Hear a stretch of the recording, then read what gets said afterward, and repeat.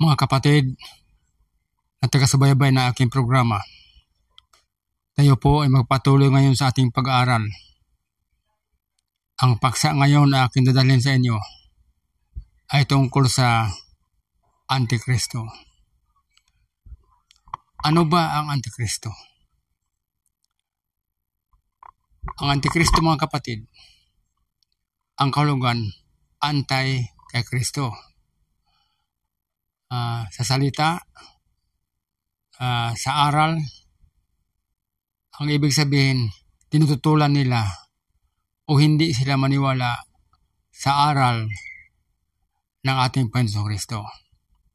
Yan ang Antikristo. Ang tanong, mayroong nagsasabi na ang mga Antikristo raw ay darating dito sa libutan. Pero ang Biblia ay nagsabi na dumating na. Nakalagay na dito, mababasa natin dito sa 2 Juan 1:7.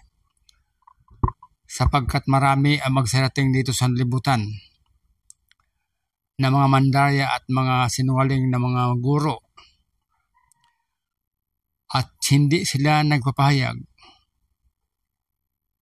na si Jesucristo ay naparitong nasa laman. Ito ang mga Antikristo. Mabasa natin yan. Nandyan pa rin sa Juan. Sa Juan, unang Juan 4:3. Ang sinuman taong hindi nagpahayag o espiritong hindi nagpahayag na si Jesucristo ay naparitong nasa laman, sila daw ay Antikristo. Naunawaan ba natin kung anong ibig sabihin? Na pag hindi ka maniwala na si Jesucristo ay naparito sa laman, ay hindi sa Diyos. Kami, naniwala kami na si Jesucristo ay naparitong nasa laman. Sapagkat ang salitang Kristo, that is Spirit. Spirit ang karakter niyan. Kung wala siya sa laman, paano siya makapagturo sa atin? Nasa laman. Pero, bakit ang sabi dito sa Biblia, ang mga Antikristo daw, hindi naniwala na si Jesucristo ay naparitong sa laman? Kasi, itong Kristo na ito, pinalitan nila na Diyos. Dahil doon sa Juan 1:1 at sa Juan 1:14. Na nakalagay kasi doon ang pasimula siyang berbo at ang berbo ay kasama sa Diyos at ang berbo ay Diyos. Sa 14, at ang berbo ay nagkatawang tao. Sa interpretation nito, kung suriin natin, the words of God become flesh. Ang paniwala naman ng Antikristo na ang Diyos ay nagkatawang tao, walang ganun. Ang sabi ng Diyos ako ay hindi nagbago, na hindi nagbago kailanman, immutable, tinuturo sa atin sa Bible School yan. God will never change, immutable God, hindi nagbago kailanman. Pagtapos, paniwalaan natin na ang Diyos nagkatawang tao. Dito sa 1:1, the words of God become flesh, kasi we believe that Jesus Christ is the words of God. Nalikha si Kristo sa pamagitan ng salita lang Kaya, naging Antikristo dahil nasira ang tamang pag-aaral, ang tinuturo ng katotohanan sa kasulatan. Marami nagsabi sa akin, ako daw Antikristo. Dahil hindi ako maniwala na si Kristo ay naparito nasa laman. Naniwala naman ako Naniwala ang karamihang mga Kristiyano na si Jesucristo ay naparitong nasa laman. Kaya lang ang Antikristo, yung instead of Christ, ang Diyos ay naparitong nasa laman. Iyan ang ginawa nila. Pinalitan nila yung Kristo, ginawa ng Diyos. Kaya nawala tayo sa aral. Dito na raw sa sanlibutan, mandaraya daw.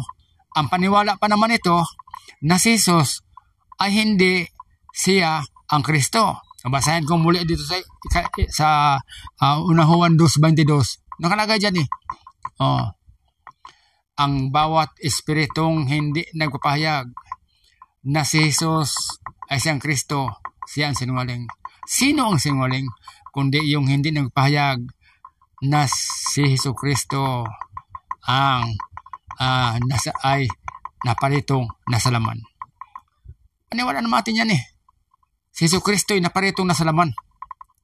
At ipinahayag natin na si Jesus siya ang Kristo. Ano bang paniwala nitong mga antikristo na ito? Hindi ito niwala na si Jesus siya ang Kristo. Kaya, antikristo ito. Mababasa natin sa maraming ng kasalutan na ang antikristo ay hindi talaga sumusunod sa tamang aral ng Diyos. Makikita natin na dito naman makasama natin ang antikristo. Kapag sinusway natin ang tunay na aral ng ating Panginoon Kristo, automatic tayo ang antikristo. Pag sabi ni Jesu Kristo ng aking ama, siyang ama ninyo, hindi tayo maniwala. Pag sabi ni Jesu Kristo na ang aking Diyos, siyang Diyos ninyo, hindi tayo maniwala. Pag sabi ni Jesu Kristo, ako'y taong nagsalita sa katotohanan sa aking narinig sa Diyos, hindi tayo maniwala. Bakit? Hindi natin matanggap ang mga salita ng ating Panginoon Kristo. Kaya, antay tayo. Mabanggit ko ulit sa iyo si Pedro. Maganda naman layo ni Pedro eh. Ayaw niyang si Jesus mamatay, ayaw niya magsakripisyo. Maganda layo niya. Pero, hindi naman yung layo ng Diyos. Sundin na natin kung ano sinasabi ng Diyos, huwag natin siyang tutulan para hindi tayo maging antikristo, hindi tayo maging satanas.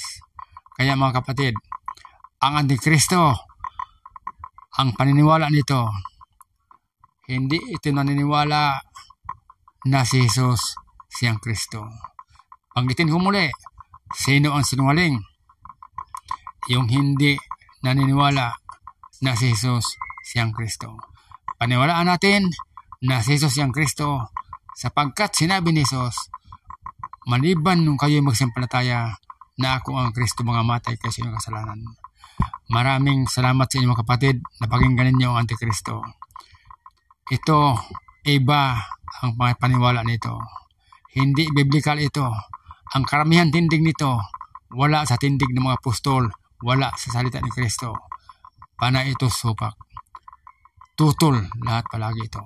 Kaya mga kapatid, magandang hapon sa inyong lahat.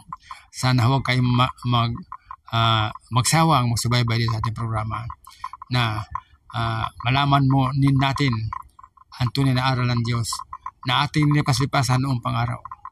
Huwag natin pakinggan yung ibang mga tao. Huwag natin pakinggan yung ibang nagsalita. Pakinggan natin ang salita ni Kristo at ang mga apostol.